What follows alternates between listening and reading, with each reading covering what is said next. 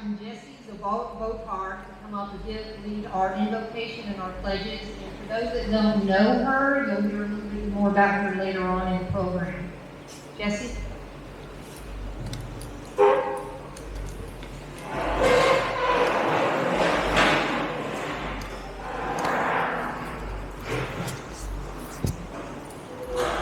When we're done, please remain standing and say the pledges. Lord, may the strength of God sustain us.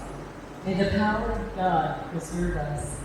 May the hands of God protect us. May the way of God direct us. May the love of God go with us this day, this evening, and forever. Amen. Amen. And I'm going to say a special prayer for families and for those who have served today. Lord, we just thank you for all of those who have given their lives in service. We thank you for their families, Lord, that they continue to bless this country with their love, their courage, their strength. Lord, we ask that you would be with each today, that you would protect them, that you would guide them, that you would bring joy into their hearts, Lord. We thank you for this special day and what we remember on it. In your name we pray. Amen. Amen. All right.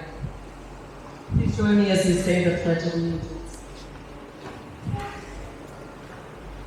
I pledge Allegiance to the flag of the United States of America and to the republic for which it stands, one nation, under God, indivisible, with liberty and justice for all.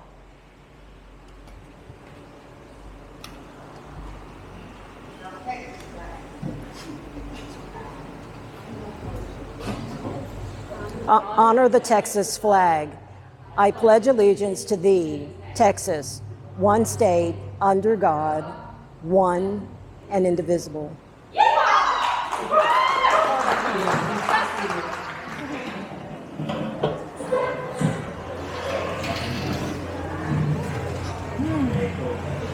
Well, if for no reason you don't like the Texas pledge, the yeehaw at the end of Old Dixon.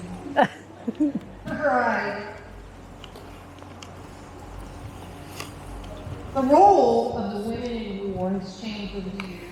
Once upon a time, it was like someone like my German grandmother, who suffered and lived through the atrocities of the Nazi regime, doing everything she can to protect her family in the thick of things. And let me tell you, it was bad.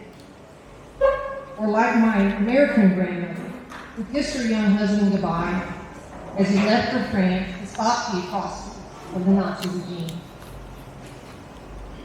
Holding down the home front, praying with her whole heart that her soldier will come home to family, peace, and normalcy. Or someone like my mother, who was a product of the atrocities of the Nazi regime, who lived through hunger, hatred, and no known father due to the Nazi regime. Who later became one of America's greatest patriots. Or someone like me, a daughter whose life was just upended, waving goodbye to her dad, who had already served 2 tours in Korea, while he went on to serve 3 tours in Vietnam, only to find that he was not the same man he had, yet loving him nonetheless. Or maybe it's a young girl, like my daughter, sitting in the classroom, watching some terrorists blow up the towers of New York, losing her favorite aunt, and deciding right then and there that she was going to be a soldier, and became one right out of high school. Whatever the progression of what a woman in war is, she is likely sitting here right now today. Without further ado, I would like to bring up the person that will tell you a little bit about our brave female soldiers we have as guests today. I would like to introduce you to our esteemed Congressman McCaul. I'd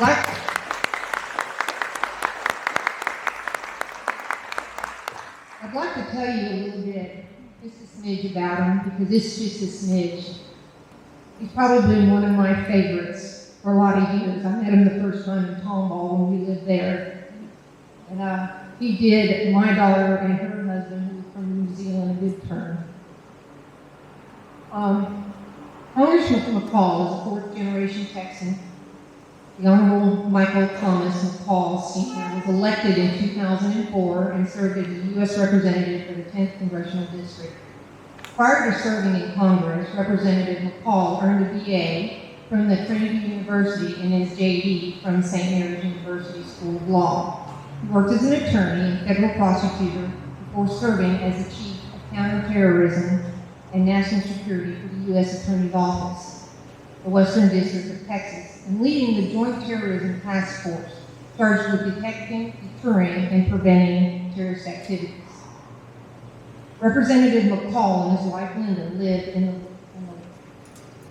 Westlake Hills and are the parents of 5 children with one. Caroline, Jewel, Lauren, Michael, and Avery. And without further ado, I'd like to bring Congressman McCaul up to introduce and tell you a little bit about each of our speakers.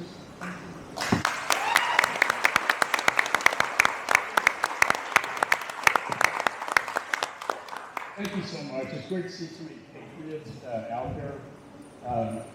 Patriot Americans, Texans.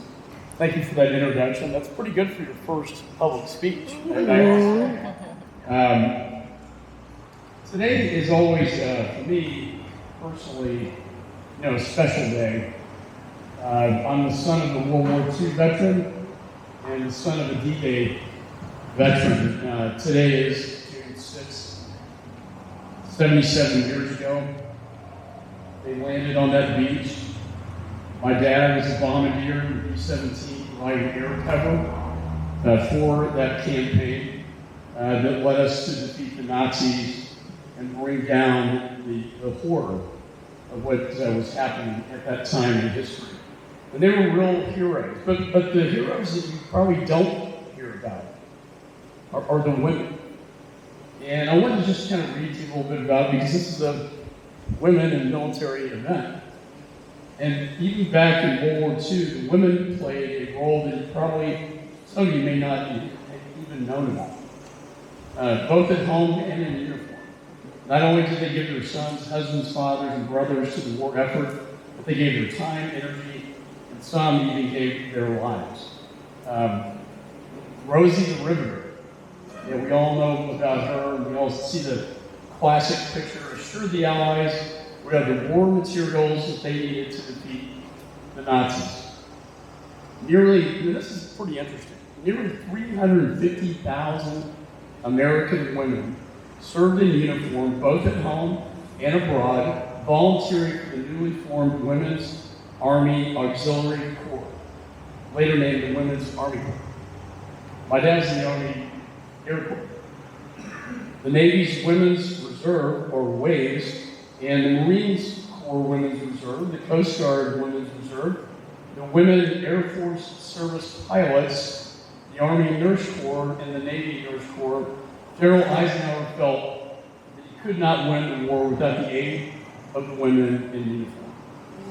And Stephen Ambrose said the contribution of women of America, whether on the farm or in the factory or in uniform to D-Day, was critical to the invasion effort. Women took office in clerical jobs, armed forces, in order to free men to fight. They also drove trucks, repaired airplanes, worked as lab technicians, rigged parachutes, served as radio officers, analyzed photographs, flew military across the country, test flew newly repaired planes, and even trained anti-aircraft artillery gunners by acting as flying targets.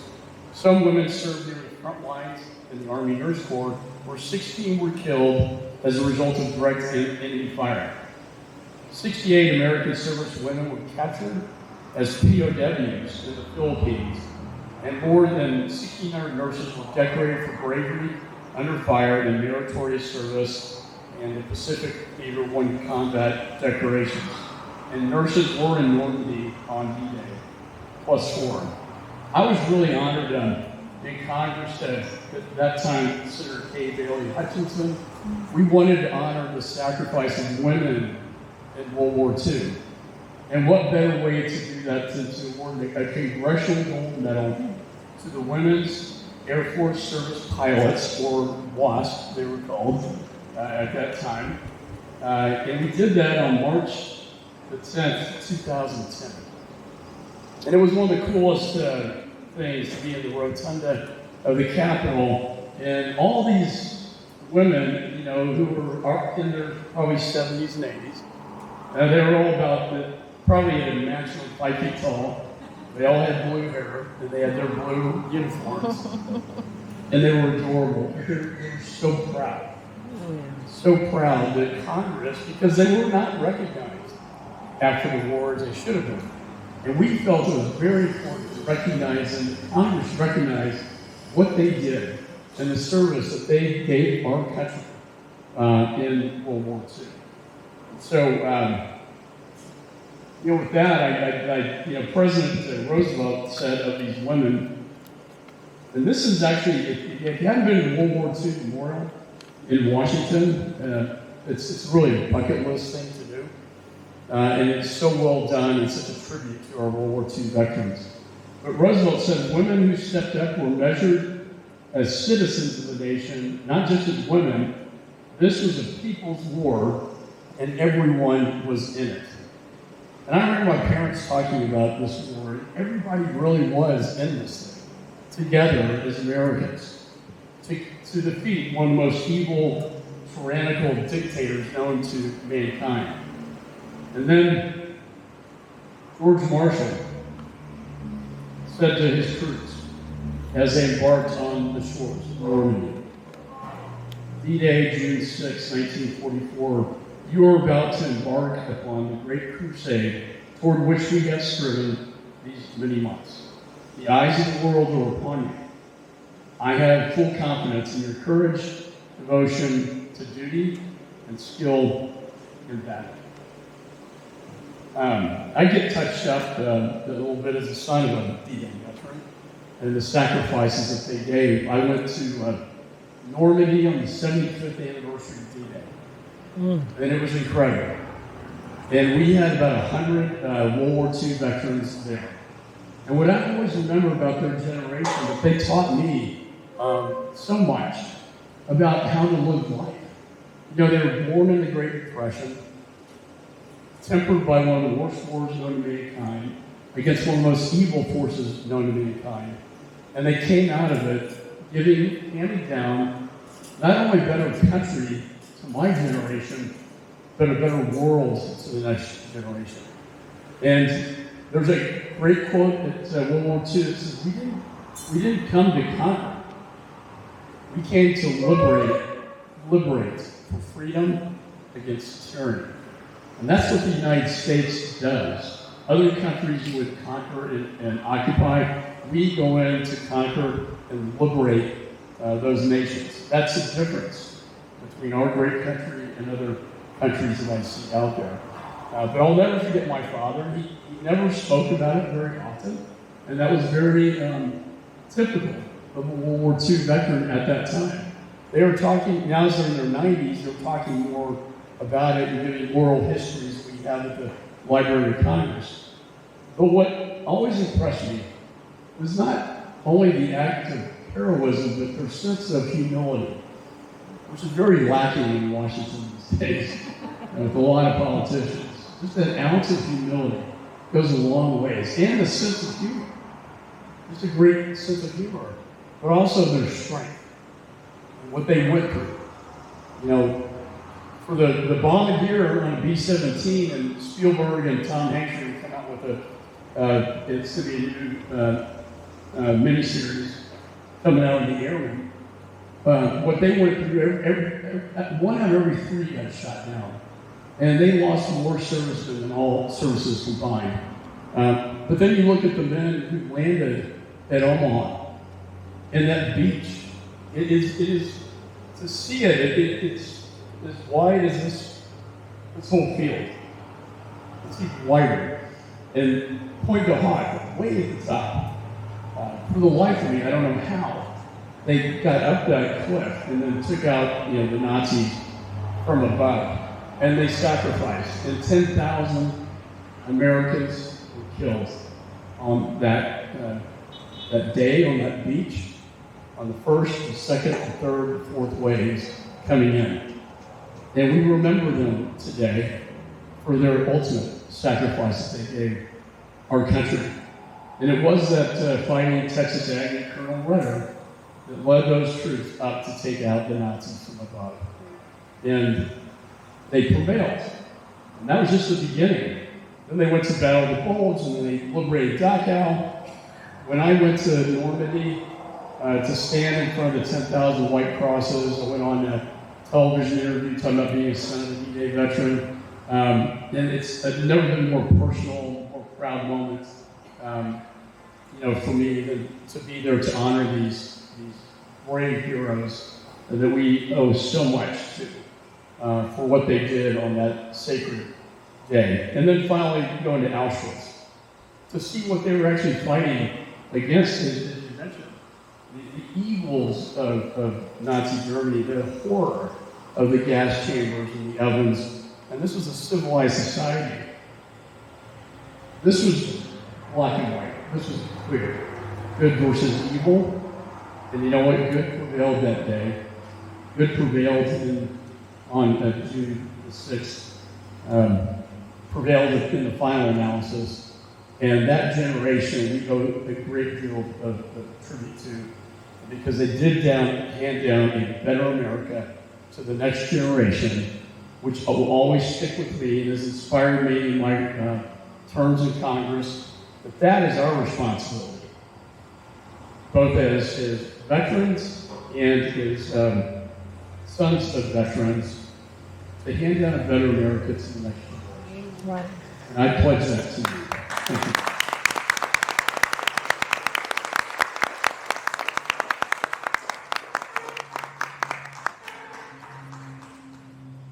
So they asked me to read all of our speakers.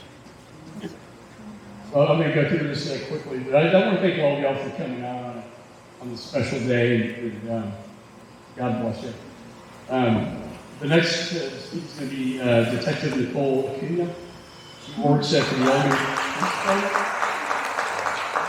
and her years as a patrol officer afforded her the ability to work closely with the community. She's continually sought to maintain her level of professionalism, inserting compassion and empathy while serving the public. Her dedication led her to position as detective, where she currently investigates crimes against children and major crimes in the city of Elgin. And someone who started at the Internet Crimes Against Children Unit in the Attorney General's office. I want to thank you for what you do.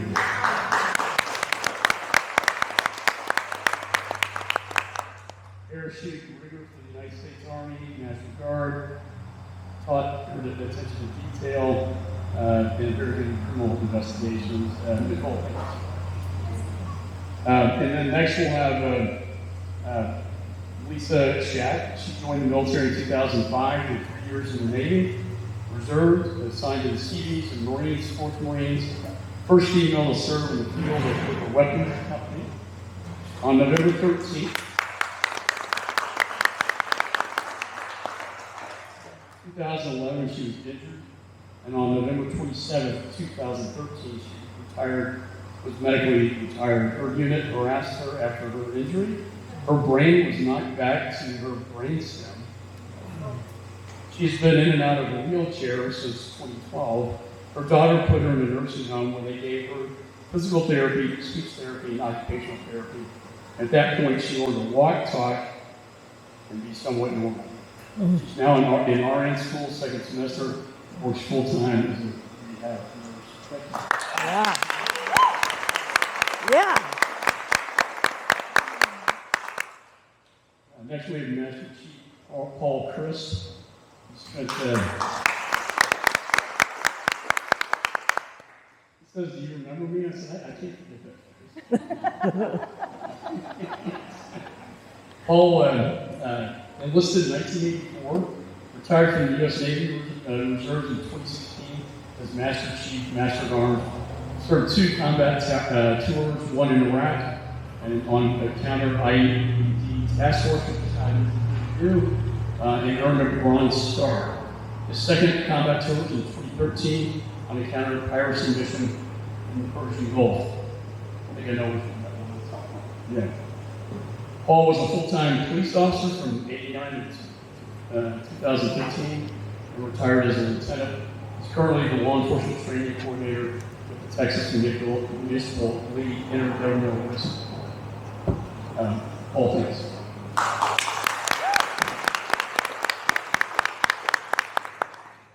Michelle Clark, Sergeant Major, joined the United States Army and Navy. I apologize. I know the right. Went to Corpsman School and went to assist the United States Naval Hospital in Corpus Christi, Texas. In '73, she joined the United States Army Reserves, and in '97 was sent to Bosnia as a chaplain assistant. In 2008, Michelle deployed to Afghanistan, serving as the base SMG of the NATO headquarters in Kabul, where I'm very concerned about what's going to happen and pull out. Looking out for 27 nations, 18 generals, that's a lot. 18 generals. They have us out of order. And lots of contracts. She retired in 2009. Michelle,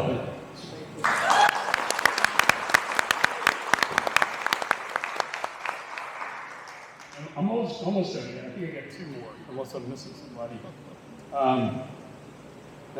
Lieutenant Jean Clare Law.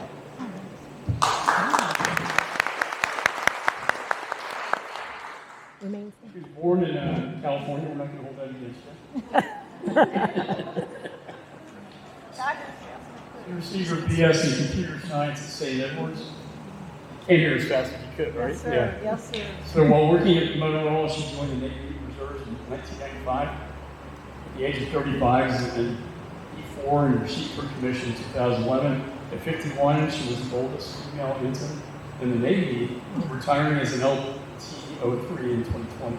She worked as a software systems analyst in computer-aided design for various civilian companies for 20 years. Worked in the DoD as a scientist for 2 years, and currently in the software at the VA for 18. During that time as a civilian, she also served in the Navy Reserves for a total of 24 years.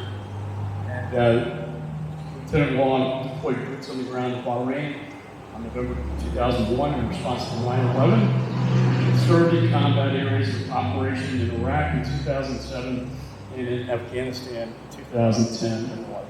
Thank you so much.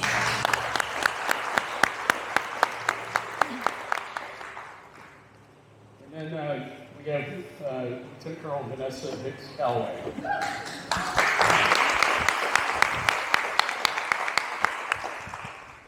Born and raised in Victoria, Texas, she served in the Army as a supply sergeant and a military intelligence officer in 2 combat zones. She obtained a bachelor's degree in political science, master's degree in human resource management, has 2 wonderful sons, and wrote a self-book about Christian decision-making called Decision, Precision, Vision.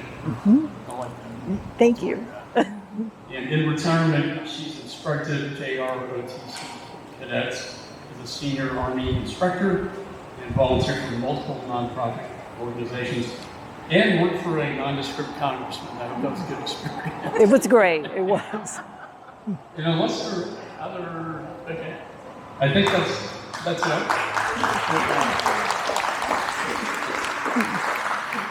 I want to thank you for having me. And I talked about the role in World War II with women, but the role that I've seen them play when they've gone over to Iraq and Afghanistan, it just makes you really proud of our country, particularly in areas of the world where they don't respect women at all. And for them to see women in the military, in a way, it's kind of a stick in the eye to them because they don't understand it, that we are a diverse society and that women can serve in the military. And that made me very, very proud whenever I went overseas and saw our women serving in uniform. And they are going to be a bigger role in our military going forward. As a father of 4 daughters, I think that's great. So thank you so much.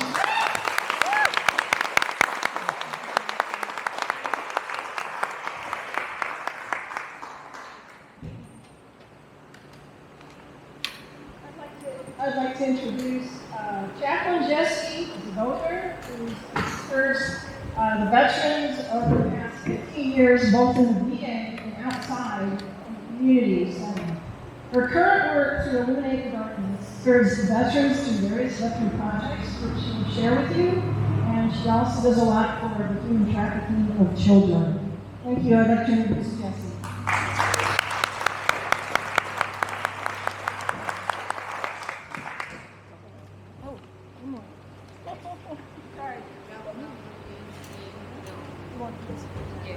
Okay, it's your turn to speak, Jessie.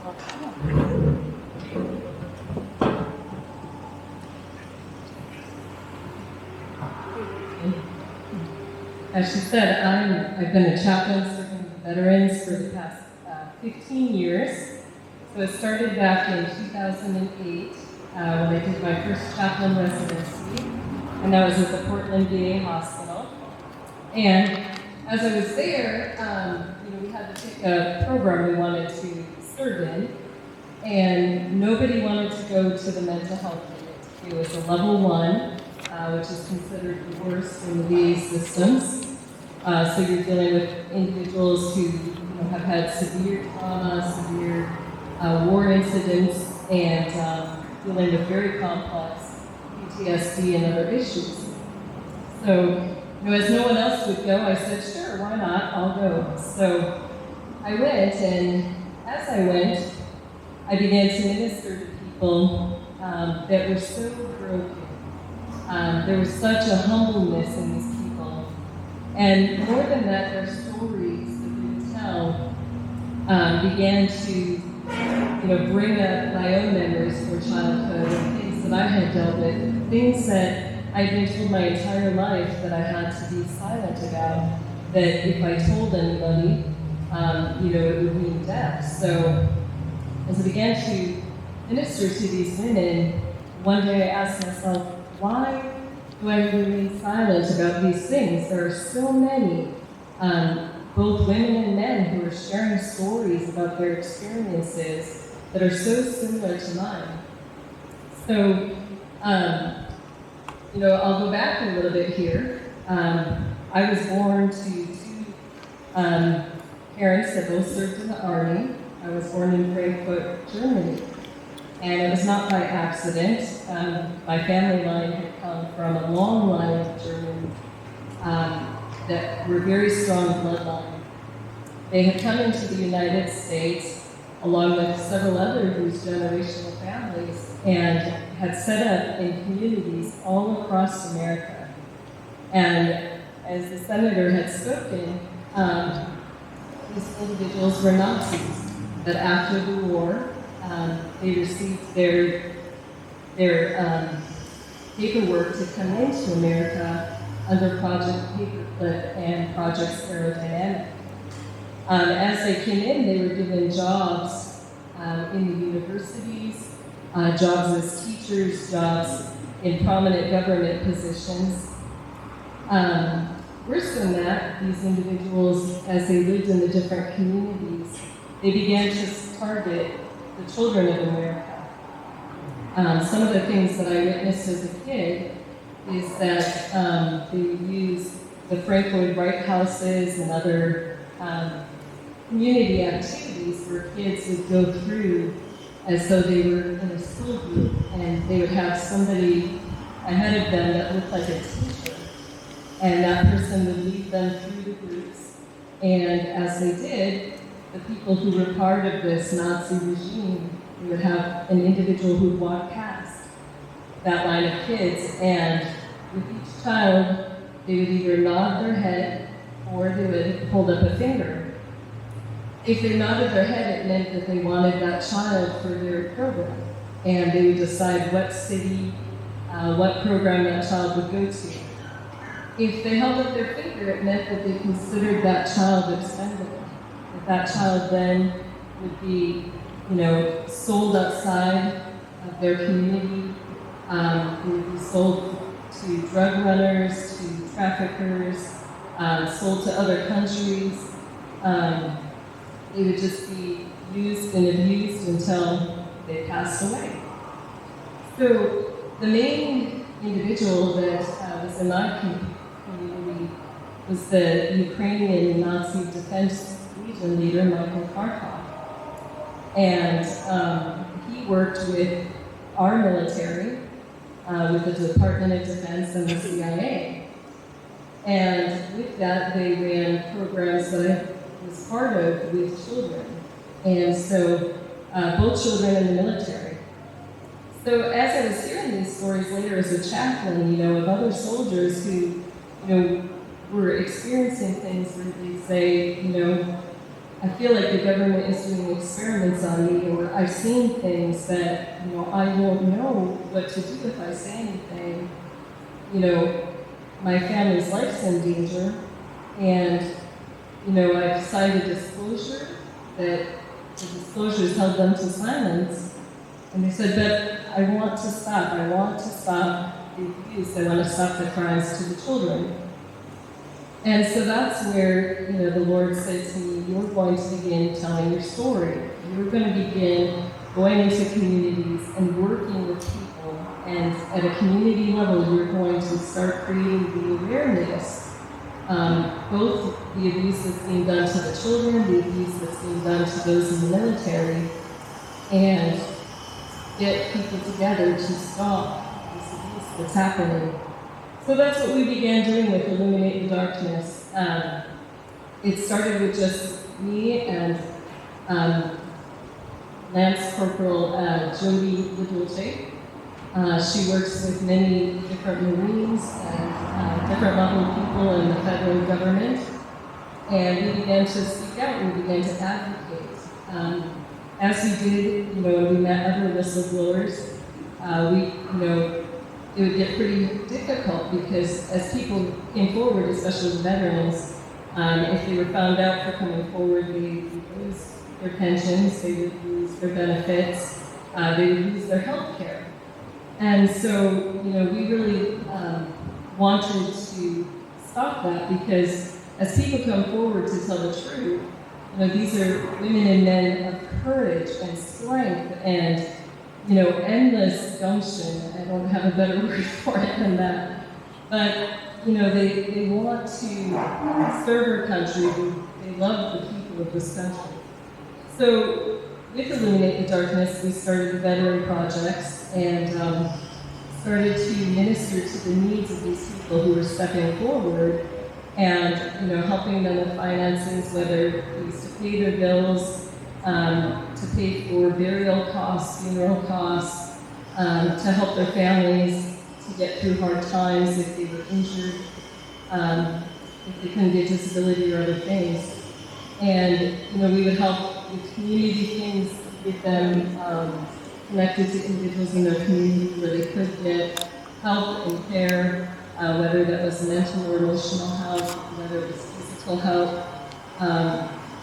So that's kind of our big projects that we do. And then Team Law and I were at a conference this week where we were advocating for the veterans and talking to people who work in our government who can change laws and create awareness of the things that are going on.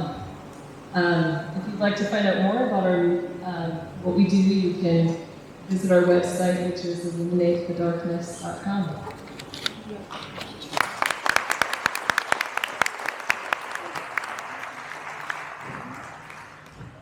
Our next speaker would be Detective Acuna.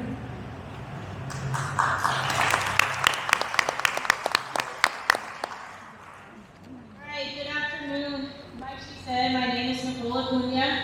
I'm a detective for the Elgin Police Department in Bastrop County. I don't really know how I ended up on this stage with all these really amazing women, but I'm honored to be here. So I never planned to be in the military. It wasn't something I had dreamed of doing. In early 2000, I ended up leaving an extremely abusive marriage. That marriage left me with no confidence. I didn't keep promises that I made to myself, and I lacked extreme discipline, and I was just mentally very, very weak. I began working at a restaurant in Pflugerville, and one night as I was closing for the shift, a bunch of uniformed Army soldiers came into the restaurant, And of course, like many Army soldiers, they see a girl, they invite them to a party. So I went to that party, and I brought some of my friends with me. I noticed a lot of things about those men. They had a lot of confidence, and they definitely did things that they said they were going to do. Now, halfway through the night, as people became intoxicated, they started to belittle me and my female friends, telling us that we weren't capable of what they were capable of, that we're a little less capable because we're females. So I got very interested, and I asked them, what do you think is the most elite group of the Army? If you wanted to accomplish something, what would be the thing you are most proud of? Now, consider that I was in the room with a bunch of combat engineers. They told me airborne school, being a paratrooper, that's the best of the best that you can be. So I took those soldiers' phone numbers, not for any other reason, but to shove it in their face later. The next day, I went down to the Army recruiter's office, and I told him, I don't care what I need to do, but I need to be a paratrooper. He said, yes, ma'am, I've got a job for you. So, less than 30 days later, I was in San Antonio, taking my oath of enlistment, making a pledge that I would defend our country from all enemies, foreign and domestic. That was a very serious oath to me. I carry that with a lot of pride. So I was excellent in the military. I had a great time. I graduated honors of almost every course that I took. I was soldier of the cycle many, many times and never, ever was at the bottom of the class. On the day that I became a paratrooper, I took this super cool picture with my airborne wings like this, and I sent it to every single one of those soldiers that was at the party that night. Unfortunately, in 2014, I was partaking in a chain of command ceremony. They were changing out the command staff, and they wanted the paratroopers to do a mass exodus display over the parade field. So we did. We had 150 paratroopers jump out of a C-130 in about 45 seconds across the parade field. There was a jumper who jumped before me. Sometimes we're not all as driven as the others, and this individual did not want to walk very far to the pickup zone. So he pulled his risers in order to get closer to the pickup zone, and when he did that, his parachute then became on top of my parachute. I lost all air, my parachute collapsed, and at about 1,000 feet, I plummeted towards the ground at about 35 plus miles per hour. I had big, big dreams of becoming a drill sergeant. It's like in my blood, let me tell you. But that dream ended that day. I ended up getting a very serious injury to my right hip. I was no longer able to complete my physical fitness requirements. So I exited the military. I didn't know what I was going to do with myself. But the military did leave me with some things that I didn't have before I got in. I was very mentally tough. I had confidence. And I knew that when I made a decision, I was going to accomplish it. There were no more compromises in my life. None whatsoever. So then I had to figure out, what am I going to do in my life now? I'm still relatively young. I've got to do something.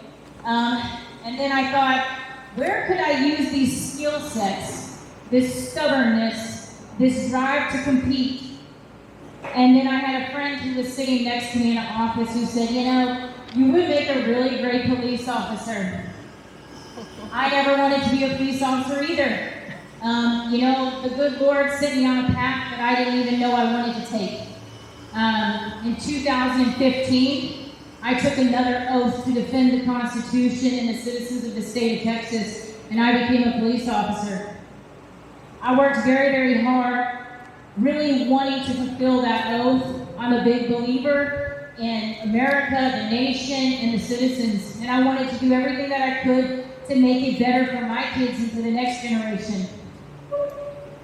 So So then I strived to become an investigator. I needed to do more. I had a lot of attention to detail. It comes from being a parachuter, right? Everything has to be right or lives are on the line. So I knew I wanted to do more than just be a patrol officer. I was 3 years into my law enforcement career and I had the opportunity to do that. I never thought that I would be investigating crimes against children, but it was a challenge, right? I still had that need to compete.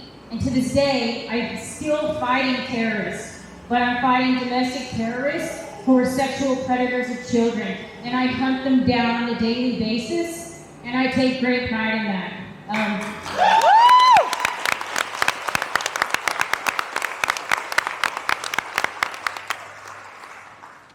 I have successfully investigated more than 20 or 30 sexual predator cases that have led to conviction.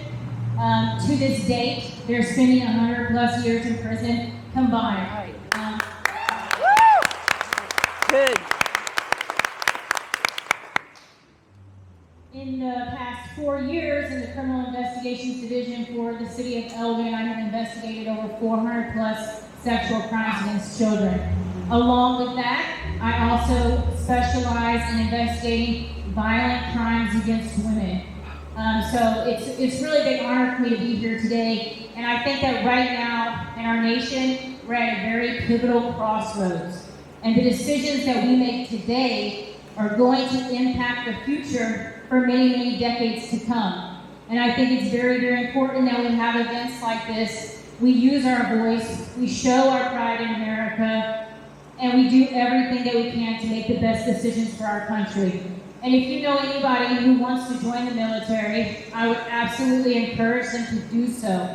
We're at a point in our nation where we need good men and women to really speak up. Yes. All right. Thank you, Detective Acuna. Lovely.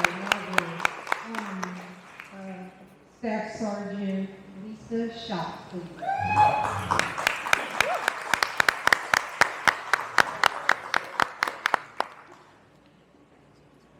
On September 11th, 2011, I sat and watched the towers fall. And as I watched those towers fall, I knew eventually I wanted to join the military, but I had little kids at the time. So in 2005, I was recruited by the Navy and joined the Navy. I had went to nursing school, and at that point they had recruited kind of as recruiters and drew me in. And that was in 2004. 2005, I went off to boot camp for the Navy.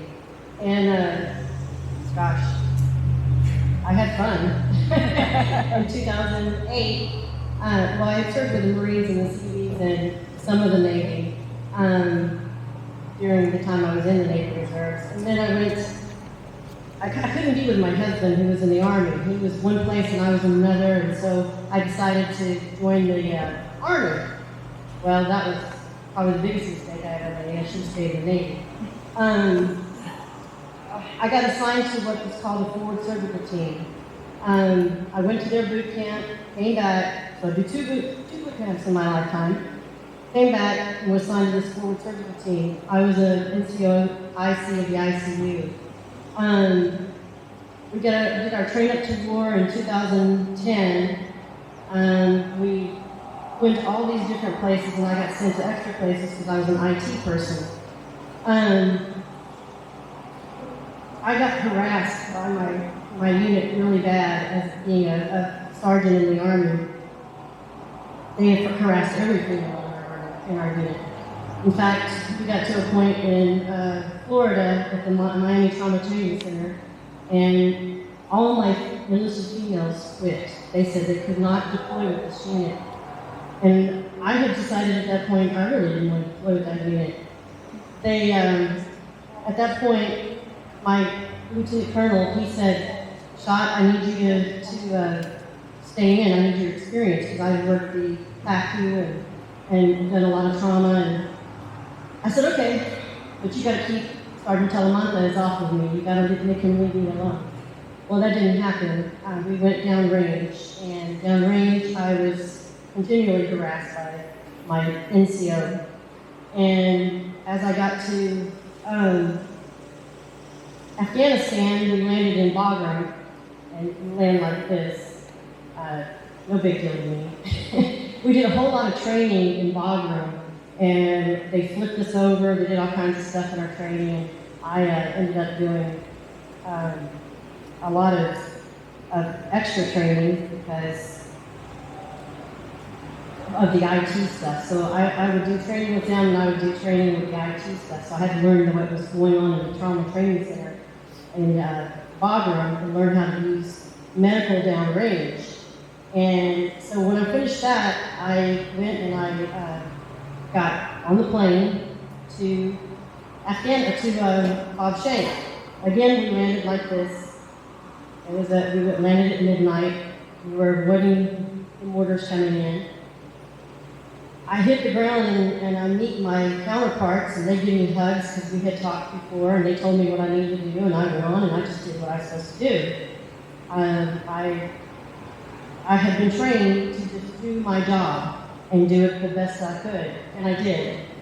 On November 13th, on October 31st, we had a Texas unit flying in, and they were flying in, and we had our Texas flags flying. And so I took a picture of that. It was pretty amazing. I won first place in an Army art show for that picture. Then on November 13th, we were working in combat. It was, I think it was insurgents we were taking care of. And I got hit. Well, I took care of that guy and got him to safety. And then I took my narcotics and I put them away. And then I had sent my soldiers to the bunker. I said, go, y'all get there to safety. The first one had already hit. I went to grab my stuff, my gear, and they had shoved it all the way back. Well, I finally was able to reach my weapon and reach my helmet. And I put my Kevlar on and I went out. I did not buckle my Kevlar. The Kevlar was just on my head, and I was running because I could hear that second mortar coming in.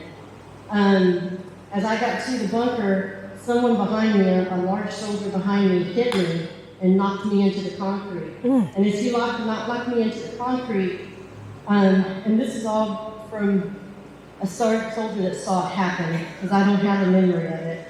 I was knocked into the bunker from that point and laid on the ground, and they ran over me and broke my right leg. As time went on, I was so delirious from this brain injury that they took me to the medical part. They covered my eyes and they assisted me. I was throwing up. I couldn't handle food or anything for a while. But then they took me to the medical team. The medical team said, I think we need to send her to Bagram because there's nothing we can do for her here. Well, they sent me to Bagram. I was so messed up, I never mentioned my leg. I never had to walk. I was in a gurney. They took me and to Bagram. They did an x-ray. Well, it didn't show anything, so they sent me back. Well, I got to Pop Shake again, and nobody met me. Nobody would come get me. And I started walking because I called them and I called everybody and asked them, somebody please come get me. Nobody would come get me. So I started walking, and when I started walking, all of a sudden somebody called me and said, hey, don't go walking, we're going to come get you now. So this is like an hour after I've been at this flight line.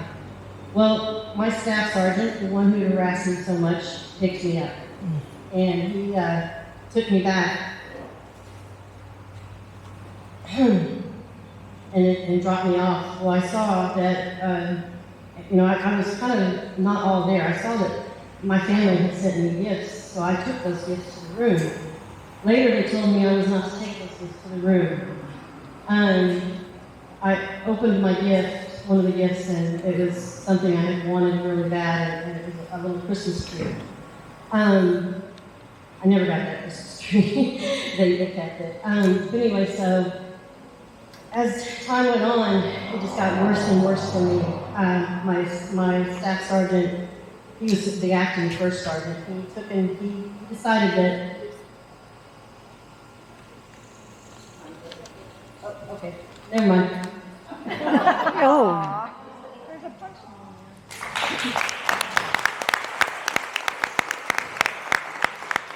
Thank you, Lisa. Master Chief Paul Crist is next.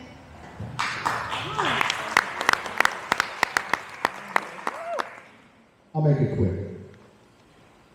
Bullets are gender neutral, right? Men and women serving this country are serving each other side by side. We think differently. We do things differently. That's what makes us unique. But being able to capitalize on the strengths that you may not be able to see right away is the sign of a leader. And when we were getting ready to go downrange, I was in a forward deployed combat unit with the Navy, Coastal Riverine Squadron 1. We had this particular young sailor who was having a rough time with weapons. She just never handled weapons much. She was really nervous around them. And she was a kindergarten teacher in her real job. So she's a Navy reservist. And you know, I sat down and took the time to talk to her. I said, how do you get kids? Because we had a lot of people who were having a rough time with the weapons. You know, a lot of Navy stuff, you know, it's not like the Army and the Marines where the weapons are the biggest tool, right? I said, how do you get these kids in kindergarten to learn things? You sing songs, ABCs, right? And she goes, yeah, okay, so that. And then you learn all kinds of, you know, wheels on the bus go round and round, whatever little kid songs are. I said, this is what I want you to do. I want you to take your skills as a teacher, and I want you to put a popular song and get all the parts, the nomenclature of these weapons, and put it to music. And she goes, wow, okay. And so she put together a song for M16s, M9s, 50 cals. You know, it wasn't kindergarten stuff, but sometimes that's how you learn. You know, you bring it back to the basics. And she did that, and she shined.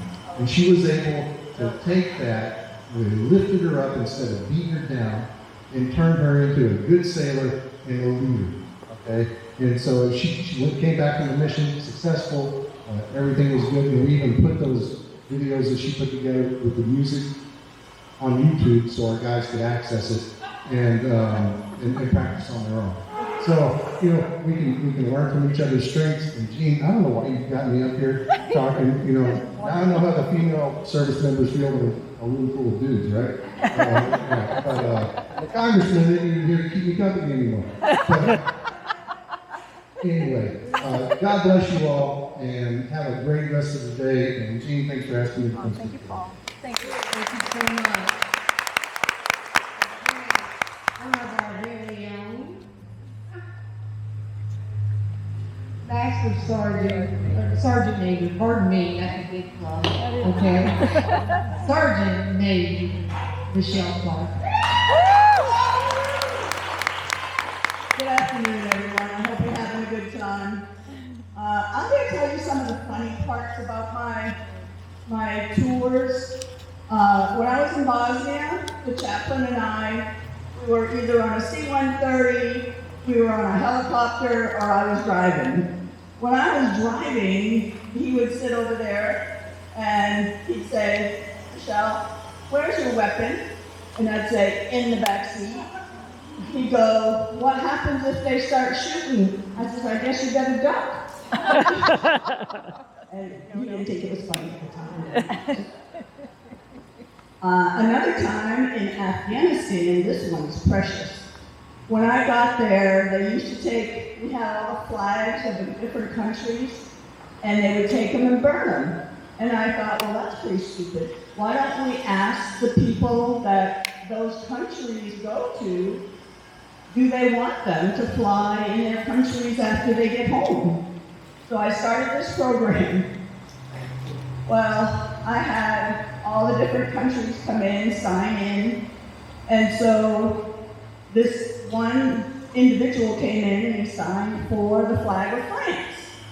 Well, the one general from France sent his lieutenant over to say, hey, I want the French flag. And I said, sorry, it's already been spoken for. So The next person that knocks on my door is the general. And it was funny because I said, sorry, sir, somebody's already spoken for it. I said, you can sign up for the next one. He goes, I won't be here. I said, that's okay, somebody will be. And I mean, that was a precious moment when I had to say no to a general.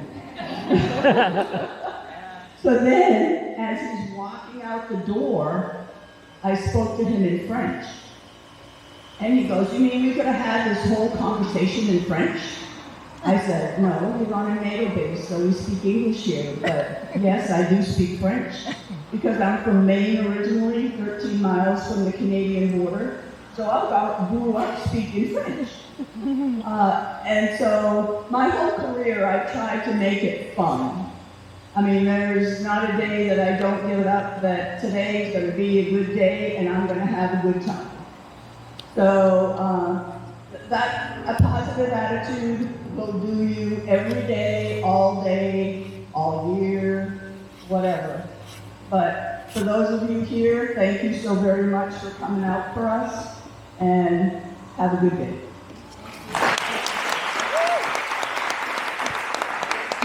Thank you, Sergeant Major. Okay, next up is Hicks-Callaway. All right. Excuse me.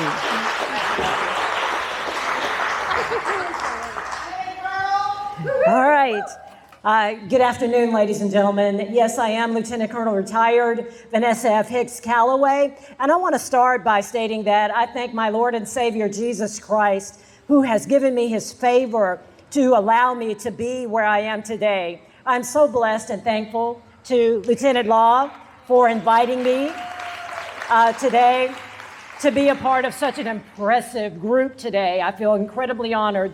And you know what, Staff Sergeant, if you had served with me, I would have shut that mess down. I am so sorry that you had such a horrific experience in the United States Army. I apologize to you on behalf of the United States Army. That should never have happened to you. Thank you for your service. Ladies and gentlemen, I want to set the tone. I'm going to read this very briefly. It's my letter to the United States of America. My beloved Americans, I'm limited by my humanness to adequately express the depth of love I have for this great country, the United States of America. America is a country favored by God, that's blessed with his divine providence, as exemplified through the brilliant documents written by our founding fathers, the Declaration of Independence and the Constitution of the United States of America. So that love of country, that's right, give it up for the United States of America, is what led me to make a very important decision, which was to join the United States Army in 1987, where, as mentioned earlier, I was a supply professional, later became a supply sergeant, and then I was identified by a graduate of West Point who said, hey, Private Hicks, you need to become an officer. I planted that seed, it took root. I went on to college after IETS and got my commission to become a military intelligence officer.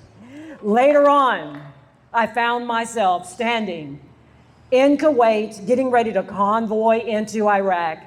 I found myself as a convoy commander. Yes, this little girl from Victoria, Texas, grew up in a fatherless home, poor, nothing. But the military saw fit to put medals on me and rank on me and made me feel special. So as a woman in the military, I thank God for the United States Army and its recognition. As we prepared for the convoy as convoy commander, I had to give the briefing. And we had a group of very, very high-speed females. The lieutenant that was with me that had to give the sensitive items report, she was one of the strongest soldiers I ever worked with. Our brigade commander, who later retired as a 2-star general, Major General Jennifer Napper, she was the brigade commander of the 7th Signal Brigade, the unit that I was supporting as a military intelligence officer. We had another female who was a chaplain. She was just as good as you, ma'am. She was a female chaplain, so I was surrounded by some very strong female leadership. That's not to say anything about the male leadership. They were just as good. It just so happens we had quite a few strong, hardcore females. I looked at the unit as we were getting ready to cross over into Iraq with that convoy. I said, ladies and gentlemen, we had males involved as well. I said, this is what we have been trained for. I said, this is not an exercise. We are going to make our mothers, our fathers, our aunts, our uncles, all American citizens, and our kids proud of us today. So let's go and execute. And that is exactly what we did. Convoyed back and forth in and out of Iraq very successfully.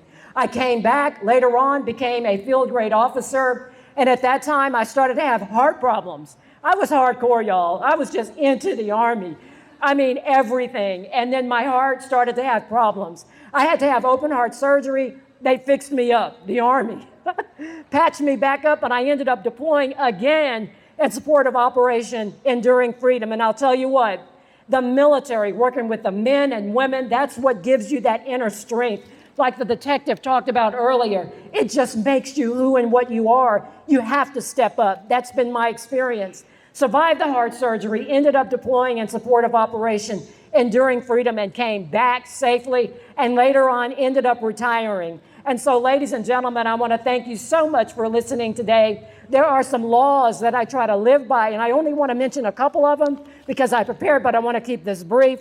Red law, I call them red laws. Red law number 1, acknowledge that the United States of America is the exceptional city on the hill. Also understand that the United States is the most powerful nation in the entire world.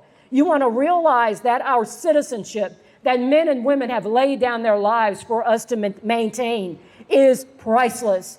You want, amen, you want to pursue happiness in this country. You also want to make sure that if you fail, you take the individual responsibility. And don't blame your country, don't blame your family, don't blame your race. Take the individual responsibility.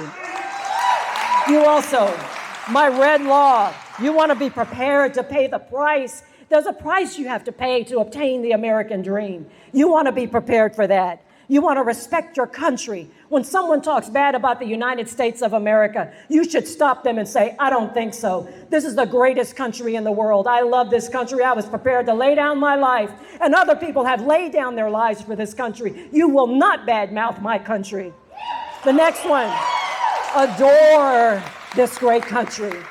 This great country, you must adore this country. Be patriotic. Put the flags out on Memorial Day and Veterans Day, New Year's, all of that. Be proud. And finally, you want to protect human life. It is sacred. Those are the laws that I live by. I've been strengthened through my experience by being an American and by having served as a United States soldier. Thank you for listening to me today, and may God bless you, and may God bless the United States of America. Thank you.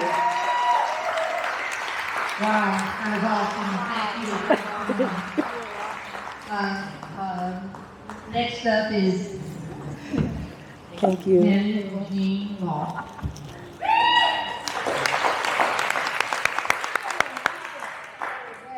want to know when you're running for Congress. Thank you. You guys, awesome. I got to read it. I don't know how you do what you just did, but I'm reading mine. So anyway, all right. Here we go. My father was a Pearl Harbor survivor and a bombardier navigator during World War II. With 32 bombing missions over Japan in the B-29. My father inspired me to get into the military. He always said, this is the one thing I don't understand, and I never understood it until the end of my career, but he said, don't get in unless you get in as an officer. So I tried. I had the most fun as enlisted. I can't even tell you. I love my enlisted years. So Paul knows. I flirt with Paul. So anyway, after many attempts, but no openings, because it was during the Reagan down, I enlisted in the Navy Reserve at the age of 35. In 2001, 1 month after 9/11, I got a call from a unit member letting me know that my unit had gotten activated. My words were, okay, let's go kick some A. He said that was the type of response he's been getting so far. So anyway, my first tour to Bahrain ended up being, as my dear friend Vern said, a cakewalk. He was a Vietnam vet. Almost every year of my reserve career, I got to do international annual training. For 2 to 3 weeks a year, I got to go to a total of 11 different countries, including many in Europe. And I went to Bahrain most years since it was my game plan. I also did one tour in South Korea in 2007. By the way, Paul is from Chinhae. Anyway, in 2007, during an annual training in Bahrain, we needed people to man a KI oil terminal. So I got to do an extended training forward deployed to KI. While there, Iranian fast boats put out 2 British rib boats with sailors from Cornwall, that's English ship, during a boat boarding where their good guys looked for trafficked items that funded the terrorists. They held the Brits captive while the rest of us at KI Oil Terminal watched the whole thing on live satellite feed. I was IT, so I was in there working on IT stuff.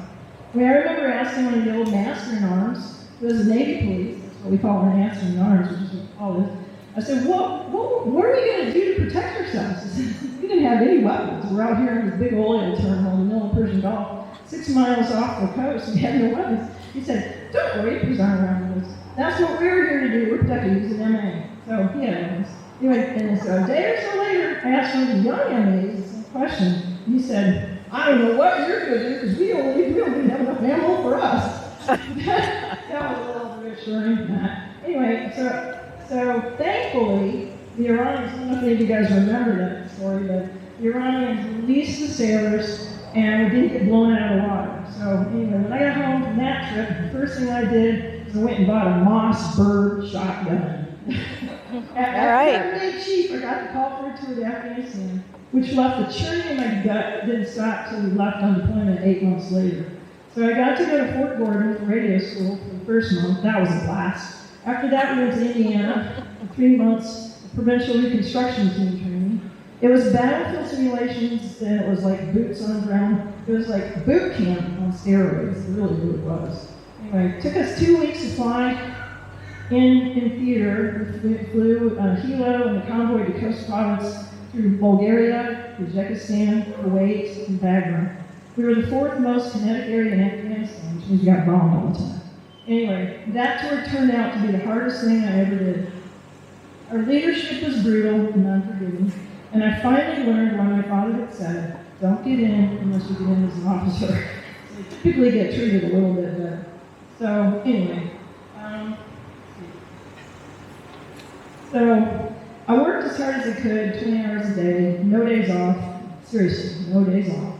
And I did what I thought to be a great job. I was blessed with 2 talented technical guys that we worked with together. We supported 2 to 4 convoys a day, 22 MRAPs, MATV trucks, 3 different computer networks, around 200 computers, 3 radio systems, and they were held together with duct tape, by the way.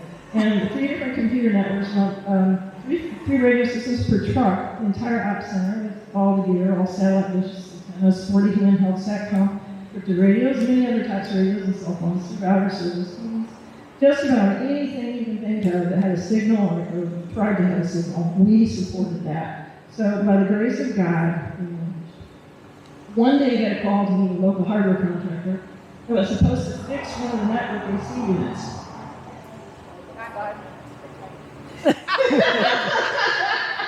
So I asked one of my guys if he wanted to drive down to the gate with me, and he said sure. One of the security forces in my OGA, which is other government official, whatever you want to call them, agencies, met us with an armored car. We waited as my guy quickly put on his vest and all his gear. So the OGA met us, and I decided to leave ours. We could do both the OGA, which everybody kind of knows what that really means. And I decided to leave ours off. So when we got to the gate, we got out of the car, and my guy, all his gear, accidentally stepped on some old bubble wrap, making this huge bang. He must have jumped 3 feet in the air, and we all had a good laugh. That poor Ryan was pretty embarrassed. Anyway, while in Afghanistan, I also got to participate in female engagement teams. They took all 6 of us females from our peer team together and other female members from other military outposts and some of the Department of Agriculture representatives who were on different bases. We heloed all over the province once a month or so, what they call a female sharma. That's where they have a big party, they cook, and we all have fun. It's a gathering of the top local females and sharmas get together, some risking their lives to talk to other local females about how to improve their situations. We acted as perimeter security, and we also funded the food for the sharma. Last page, promise. Okay, so overall, that was tough, 14-month tour with only minor injuries. However, we went home who lost 3 guys to suicide. So, lesson learned, sometimes the war we fight is won from within the gates, not outside. So even though my time in the military wasn't always pretty, I learned about life than I could ever learn in a book. I was actually experiencing it. It taught me a lot about ethics, integrity, honesty, and courage. I love my country, and I would gladly do it over again if needed. All right.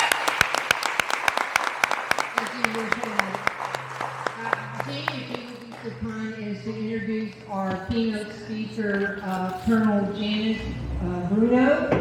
She's the last one up this evening. Yes. Colonel retired Jancie Bruno. She is our guest speaker. Jancie Bruno is a retired U.S. Army colonel with 30 years of military service, both Army and Texas Army National Guard, with strategic, operational, and leadership team-building experience.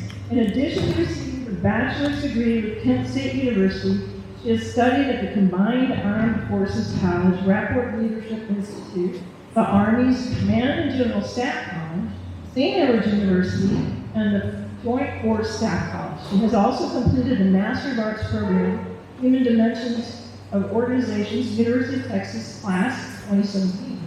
Since 2015, Jancie has served as the Smithville Community Clinic Executive Director. Jancie serves in place 5 for the Smithville City Council. Let's give her a good hand.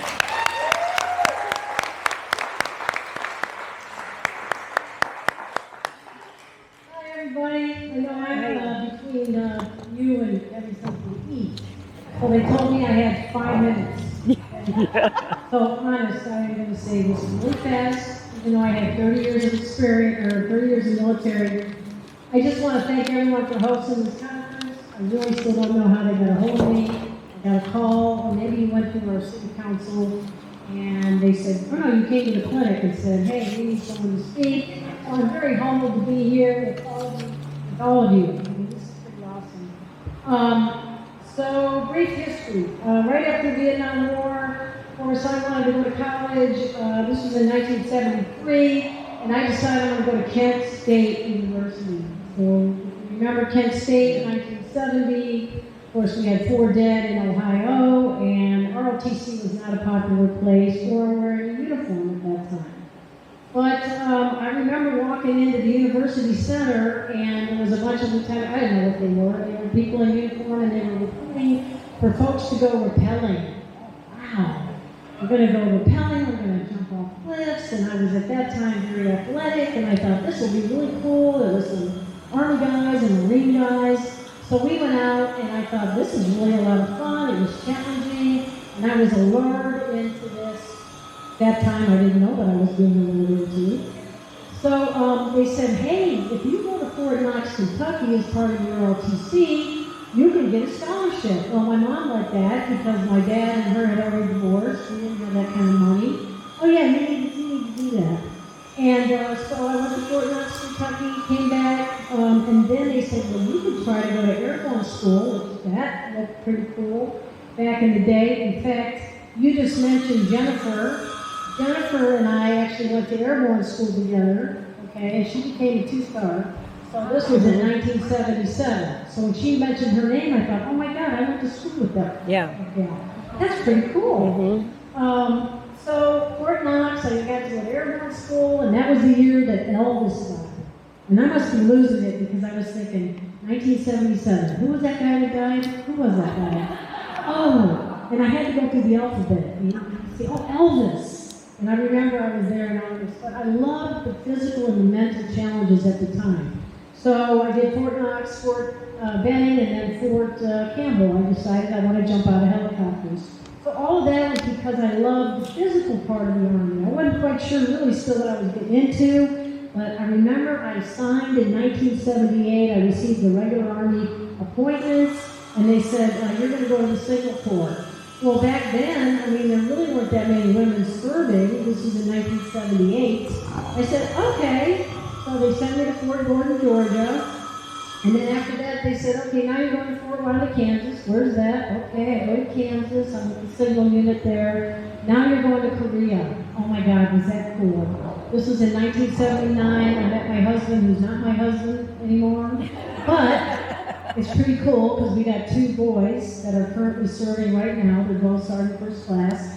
He was a lieutenant colonel. He flew helicopters. He was a Vietnam vet, so he's a lot older than I am. We're still friends. This is good.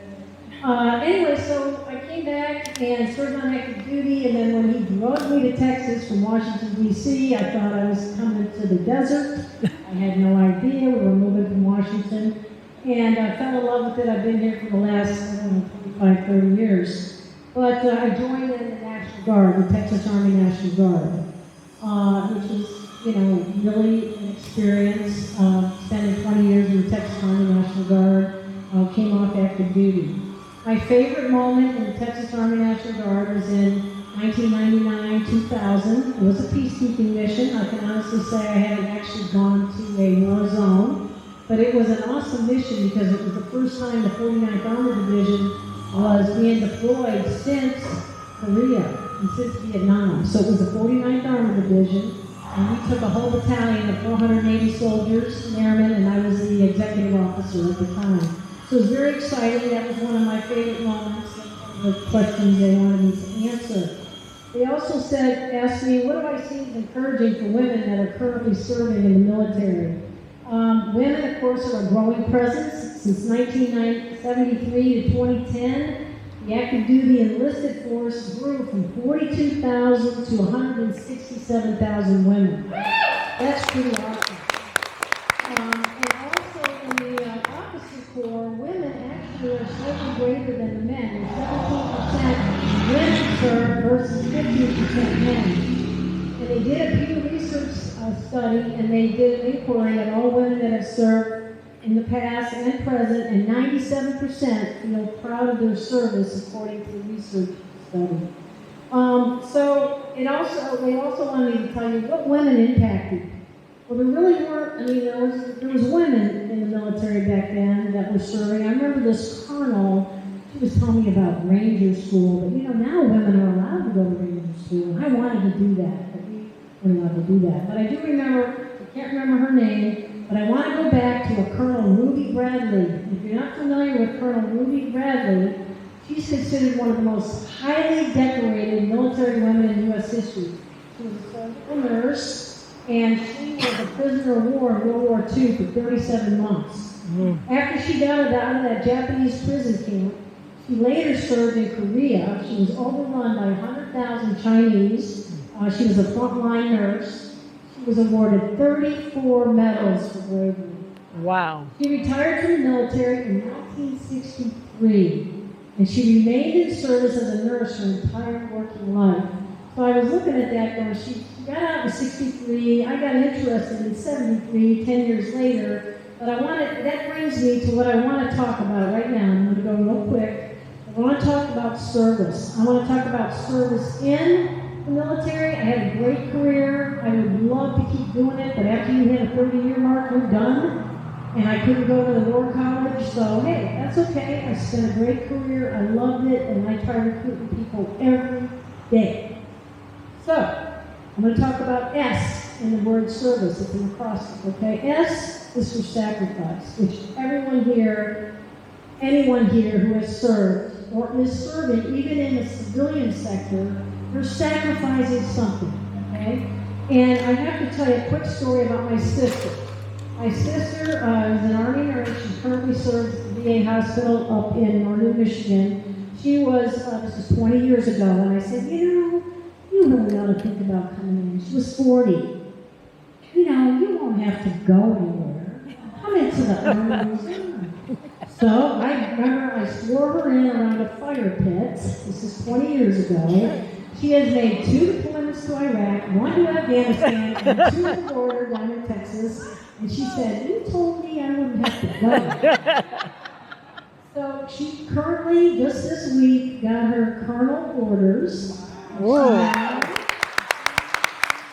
The 2 sisters, and our family is just like, we are not saluting you girls. But she made it, and her and I just recently opened an Airbnb. I'm going to put a plug in for it. It's called Colonel's Quarters, and it's in Smithville. We just got our first booking, and it's a military motif. Oh, So it's really exciting. And then my two sons, of course, I was a single mom. I took my two sons with me when I went to Fort Lee, Virginia, because I transferred over to quartermaster. And I remember they were little at the time, and I had babysitters and I was in training. And we were getting out of bed one morning, and my oldest son now, who's 36, fixing to have his first baby next week, Jack,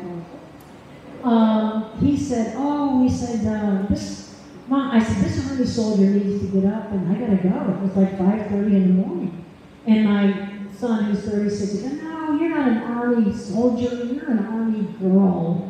And the little one, who's 34 now, who's in Chad, Africa, as a sergeant first class, says, she's not an Army girl, she's our Army mommy. So both of them served, they both started first class. Patrick comes home in a month. He was in Chad, Africa, doing information operations. Just recently flew 2 days ago to Germany, and he'll be redeploying to Fort Hood, Texas. So I'm so proud of my two sons. And then, of course, my dad, I'm going to tell you a funny story. He was a specialist, he was a cook. But he came to Fort Belvoir to visit me one day, and he told the folks at the gate that General Bruno was here to visit with their daughter. And they gave him an escort in. And he was a specialist in the Army. wow. He was a character. We called him Trader Jack. So it takes a lot of sacrifice, okay? And then the E in service is every day. It's not something that you can just, I quit today, I don't like this today. There's parts of the military, these girls, these gals, these women will agree, you didn't like all of it. There's things you don't want to do, but you do it every day. But you don't quit, and you don't quit your service whether you're in or out. The R in service is about building relationships. Some of the best relationships that I built during my career, I'm still in touch with so many of my soldiers. We continue to have reunions every year. But then not only after I retired 10 years ago, but with my community. Building relationships at the community level is really key. The V in service is volunteerism. There's so many opportunities to serve, whether you can be in the military or not. So if you're not involved, there's so much to do at the community level. It's so key to get involved and be a volunteer. Integrity. Do what you say you're going to do, and then do it. I mean, it's like when college goes, can you come? I'm like, yeah, I can come. I'm in this hot uniform. I'll be there. And no, this is fantastic. But having integrity, of course, everyone here knows about integrity. And then the C in service is, of course, you've got to have compassion for what it is you're doing. You've got to have commitments. And whatever it is you're going to do, you commit to it. And just show compassion to all, regardless of your rank. And I do apologize for the way you got treated because, you know, I just don't understand. Just because you were a high rank doesn't mean you can not be compassionate with your soldiers. It's so key as a leader to have compassion. And then the E is extraordinary. Let me tell you, women are extraordinary in the military. Right now, 1/6 out of women served since 1973, but the enlisted rank has grown from 7% to 16.2%. And like I said before, the officers right now are 17% of the force. So I just want to thank you all for allowing me to share today, and I really feel honored to be around all these great women and the folks out there that have served. And I will continue to live up to our Signal Corps motto, which was Pro Patria Vigilans, which is watchful for the country. Thank you, and God bless.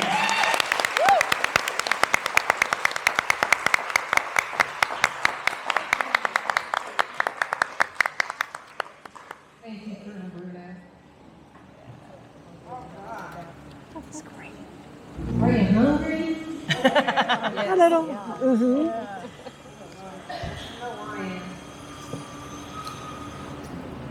Sorry, my paper got all messed up here. Give me just one moment. All right.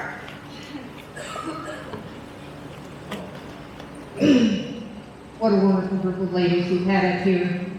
Will you join me in thanking the speakers for this visit? And gentlemen, oh, let's not forget the gentlemen.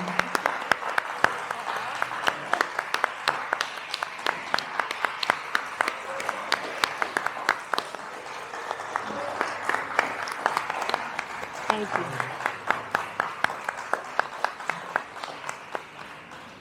By being a 5th-generation Army brat, it means a lot to me. My daughter was the first female in my family to join.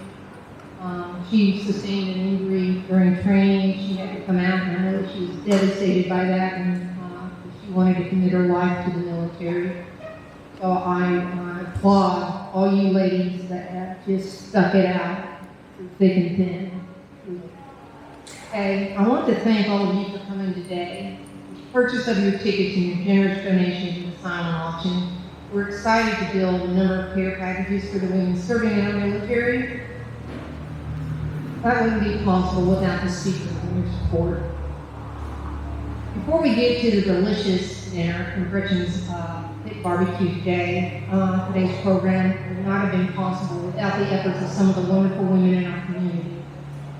I would like to thank the Caring for America Committee for the work they did to put together this program. They really stepped up. My committee, my ladies, I tell you what, you can have my 6 any day. Lieutenant Jean Law, she gathered all these speakers. Cheryl Spencer, her IT abilities is okay. Layla Durr, okay. What a wonderful lady she is. Okay, Joyce Reese, she's the food order lady. We picked her out every single time. Nancy Hill, she set up all the auction over here. Kay Lighting, she kind of kept me in line on how to make sure we're all got our legal stuff in order. Okay. Paulette, I can't pronounce her last name, so I'm not going to butcher it. You know who you are, okay? She did whatever we needed her to do. Okay, Michelle Clark over here. She was my guiding light through the Veterans Associations. Mary Ann Gettner, she is God's gift truly. Donna Harper, she did our photography. You'll see her around. Contact me and I will get with you on any photographs that you may want. All right, and then Monica Carson, she just was our insider. I hope you all will stay for our dinner, but if you have to leave, we understand. But we did plan for that contingency. We do have to-go boxes for you. So please be generous with the food. We brought plenty. Help yourself to more drinks. We'll make sure everything is refreshed and spend your money on the silent auction items. Thank you all again so very much for coming. Okay, the silent auction will be closing at 5:15. You must be here.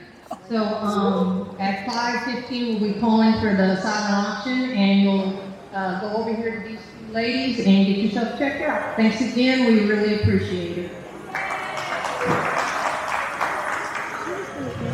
Thank you, Aleata, for putting this together. Isn't she great?